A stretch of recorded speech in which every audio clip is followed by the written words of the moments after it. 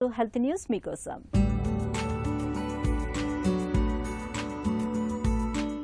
అమెరికాలోని Washington university school of medicine కు చెందిన పరిశోధకులు న్యూరోలాజికల్ విభాగంలో చారిత్రాత్మక విజయాన్ని సాధించారు.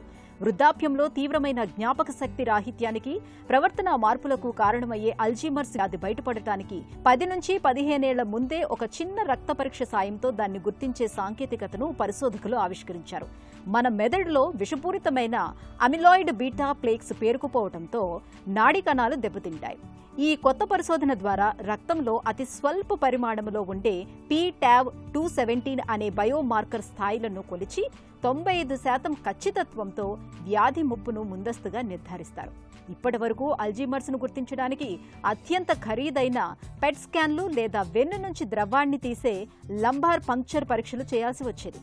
కానీ ఈ కొత్త రక్త పరీక్ష అందుబాటులోకి రావటం వల్ల సాధారణ ప్రాథమిక ఆరోగ్య కేంద్రాల్లోనే అతి తక్కువ ఖర్చుతో అల్జీమర్స్ ముప్పును ముందుగానే గుర్తించవచ్చు. మెదడు క్షీణించకుండా ముందుగానే చికిత్సను అందించవచ్చు.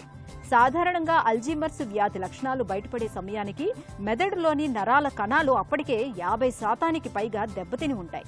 అయితే ఈ రక్త పరీక్షతో వ్యాధిని ఆరంభ దశలోనే గుర్తించడం వల్ల మెదడులో అమిలాయిడ్ ప్రోటీన్ పేరుకుపోకుండా అడ్డుకునే నూతన మోనోక్లోనల్ యాంటీబాడీ ఔషధాలను చికిత్సగా ఉపయోగించవచ్చు.